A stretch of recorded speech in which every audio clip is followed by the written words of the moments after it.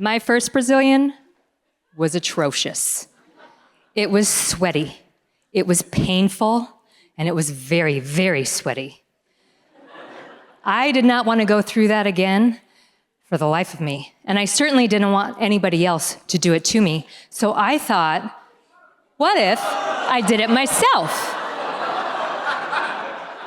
Great idea, right?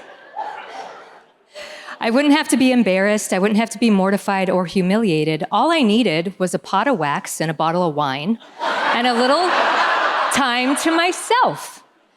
And so I took that pot of wax and bottle of wine, you can see where this is going, and I took it into the restroom, and I set myself up against the bathtub right on top of my nice new Egyptian cotton bath mat. It was so comfy and such long fibers. And I stirred the pot of wax, and I took the little wooden stick and I spread it right down my middle bits. And I realized almost immediately that I was going to need to get out of this situation, and fast. Because when I spread the wax down through my middle bits, I also had inadvertently spread it onto the bath mat. And the bath mat and my middle bits and the hair of my middle bits had fused together. And so I jumped into the shower thinking that that would rinse it off, but all it did was make the bath mat really heavy and teach me the hard way that wax is not water soluble. Now, I also learned the hard way wax is not oil soluble, because I grabbed a bottle of olive oil and rubbed it around everywhere I could think of, trying to get it off. Didn't work. I had to cut the bath mat off my middle bits. Now, it's tricky to use scissors in your middle bits, because middle bits, right? And I had to go to work the next day. I had wax bits and fibers stuck to the inside of my right lower bum cheek for all kinds of conference room meetings and things. But I had really liked the results of that first one that was so atrocious. And so I got 123 more of them, month after month after month. And it got so easy, I thought to myself, wow, that wasn't nearly as bad as that first one. That must have been an anomaly. I know what I will do. I will quit my corporate job, go to beauty school, and start giving Brazilians for a living. Fantastic idea, right? Yes, that is what I did. And that is when I learned that the first few Brazilians that you give are almost as atrocious and expensive as the ones that you get.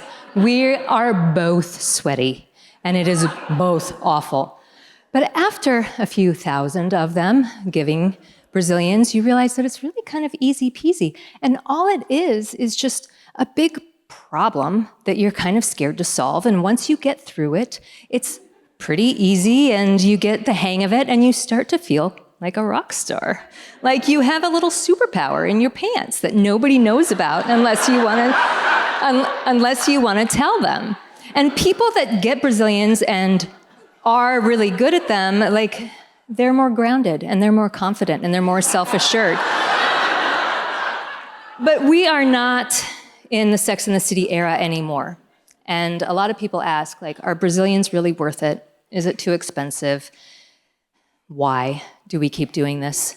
And I get really confused when that happens, because if Brazilians are really just a big, hairy problem that you need to solve, then let's think about the benefits of them. People are emerging more grounded, more self-confident, more self-assured, and I just really can only find benefits to them.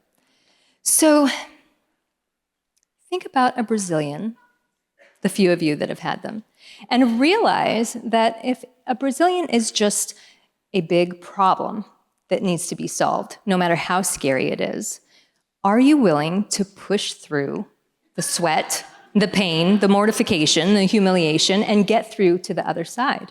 Are you willing to do that big scary thing that not very many people are willing to do, and emerge successful on the other side, right? It could be so easy, just as easy as getting a Brazilian. over and over and over again. All you have to do is keep at that problem over and over again. So, that's it.